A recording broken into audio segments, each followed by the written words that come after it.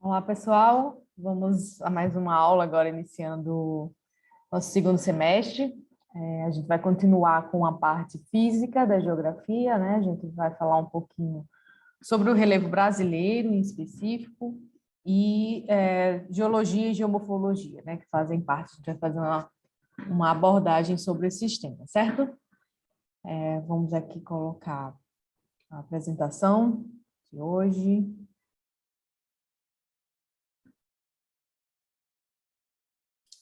Então, vamos lá. Hoje a gente vai falar sobre relevo, minérios e solos brasileiros, para a gente entender um pouquinho do nosso histórico geológico e geomorfológico, tá? Que são duas coisas diferentes, apesar de serem parecidas, né? A gente vai falar um pouquinho sobre isso hoje, para a gente entender a nossa formação, né? Física do Brasil, tá bom? Então, em termos gerais, né? Uma panorâmica geral do relevo brasileiro, ele é um relevo considerado antigo, né, e rebaixado, ou seja, a gente não tem muitas dobramentos modernos, muitas modificações modernas. Entenda-se que o moderno são mais atuais, e o mais atual no tempo geológico ainda assim é um tempo grande. E o do Brasil ainda é um tempo anterior, tá? Então, assim, o nosso relevo basicamente foi esculpido, né, formado há muitos milhões de anos. E a interferência maior são dos agentes externos, não tanto dos internos, né, que a gente já falou em outras aulas, que é o que são.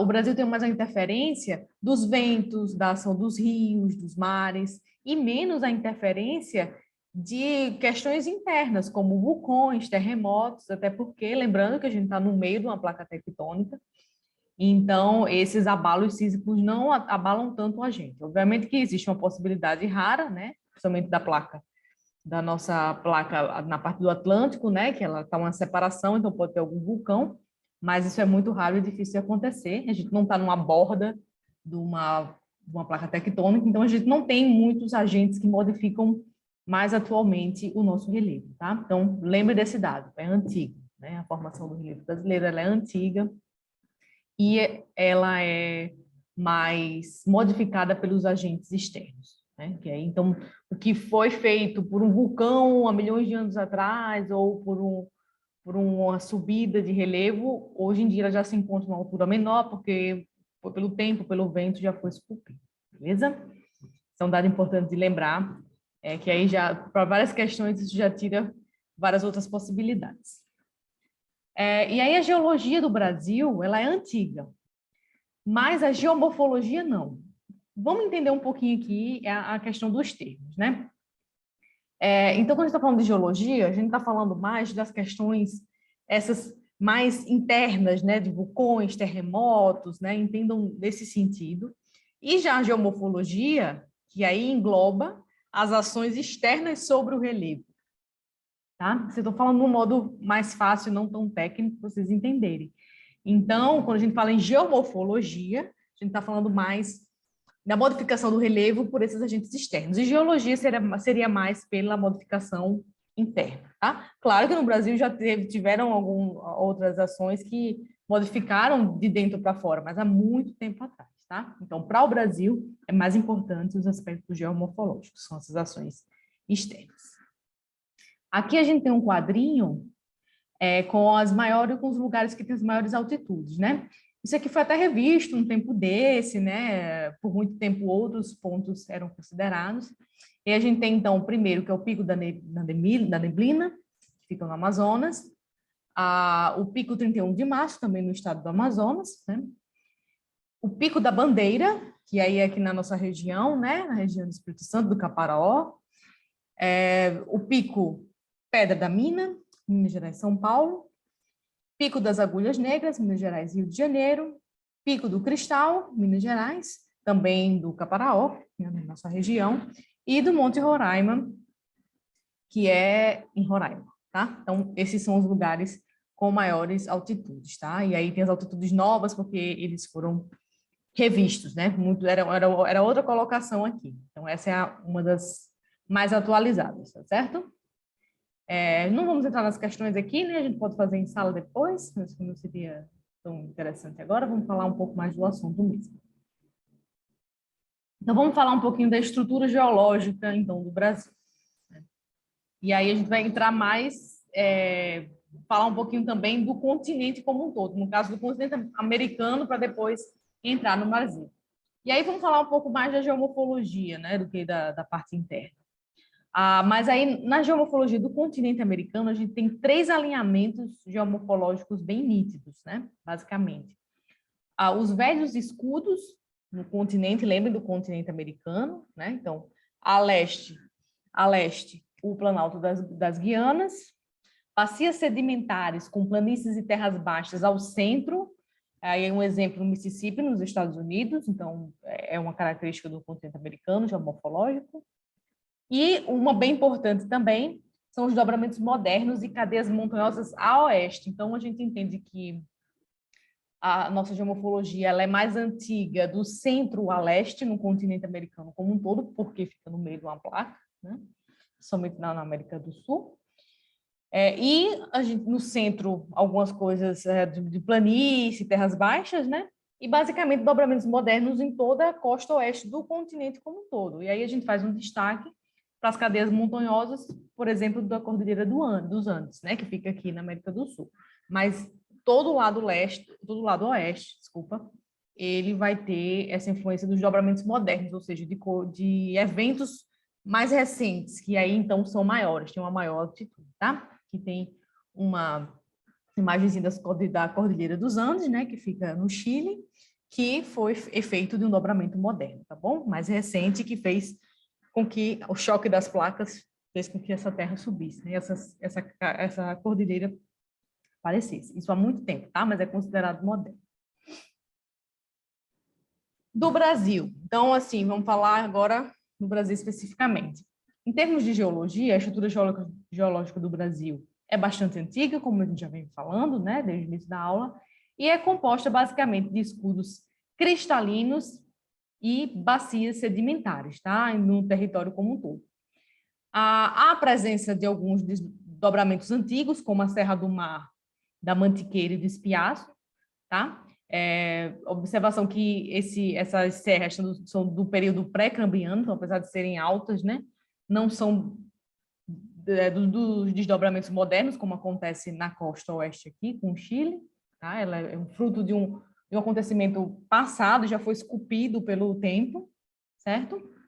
Então, esse é basicamente a nossa estrutura geológica, e aqui a gente tem um mapa com as nossas altitudes, né? Então, esse é o mapa hiposométrico, ou seja, a representação de altimetria por meio das cores, em que o tom verde representa as terras baixas e as cores escuras, as áreas mais elevadas, tá? Então, a gente vê que tem pouco, né? A gente tem poucas áreas elevadas, mas que são bem importantes e bem representativas, até pela questão turística também, né? Onde ficam a grande chapada, as serras, que tem um atrativo muito grande turisticamente.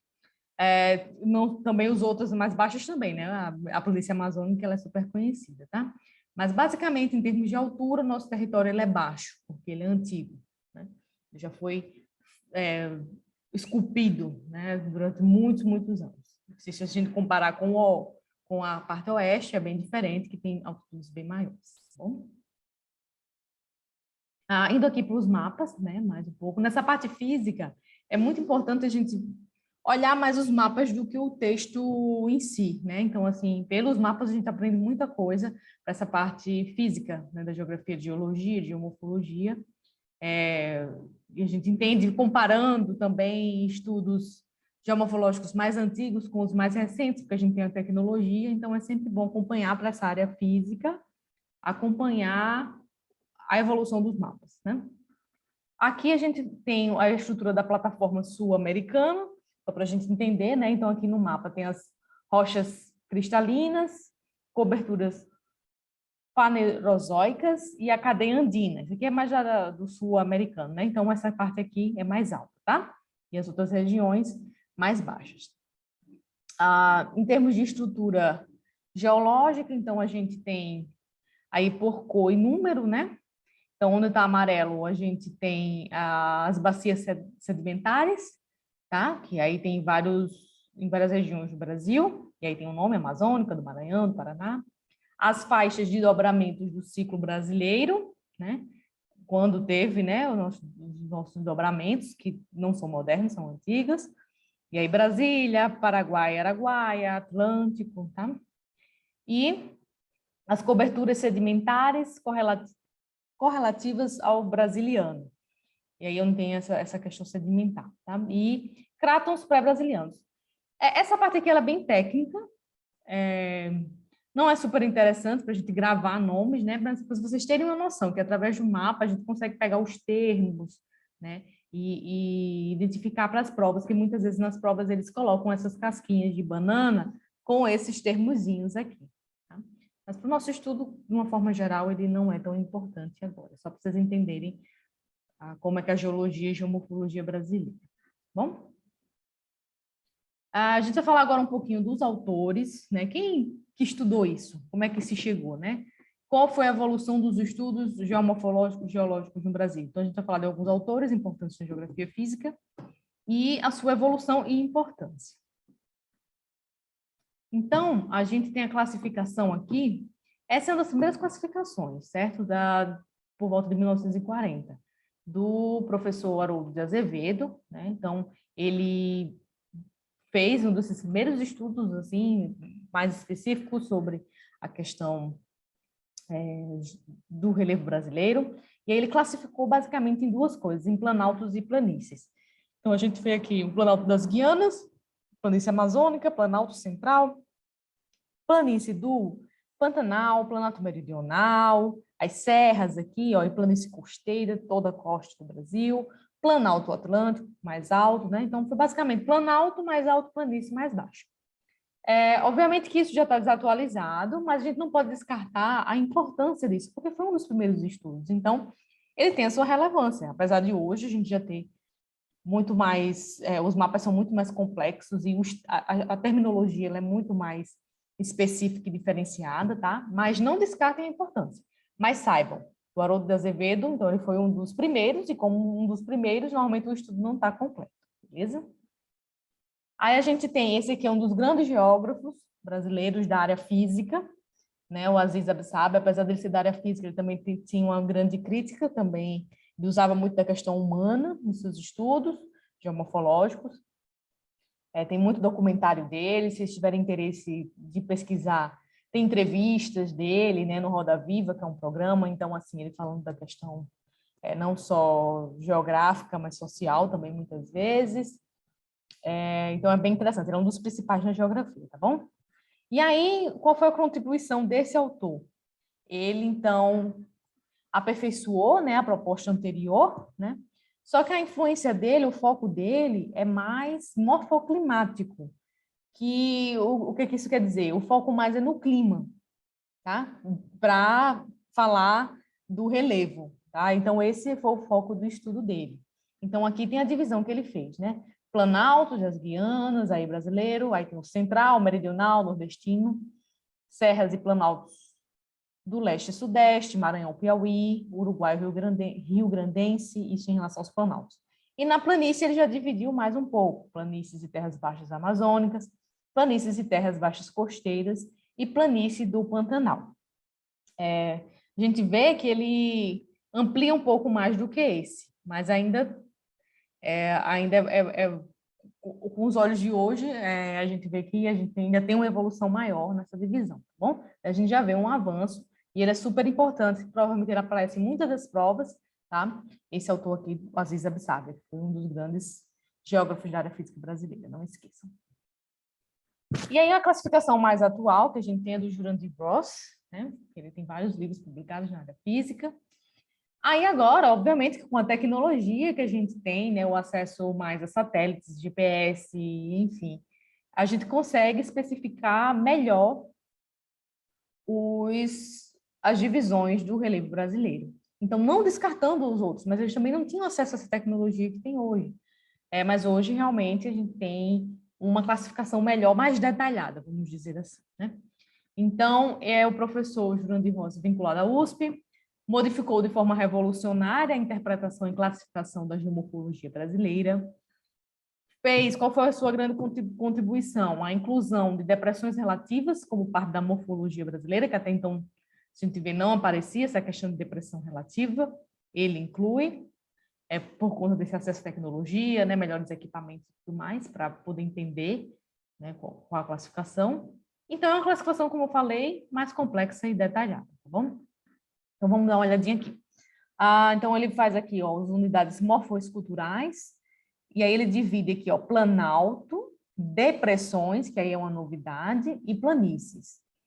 E o planalto, ele também faz subdivisões, eu não vou entrar em detalhes aqui, porque não seria tão interessante, mas se vocês tiverem interesse, dá um pause aí, dá uma olhadinha.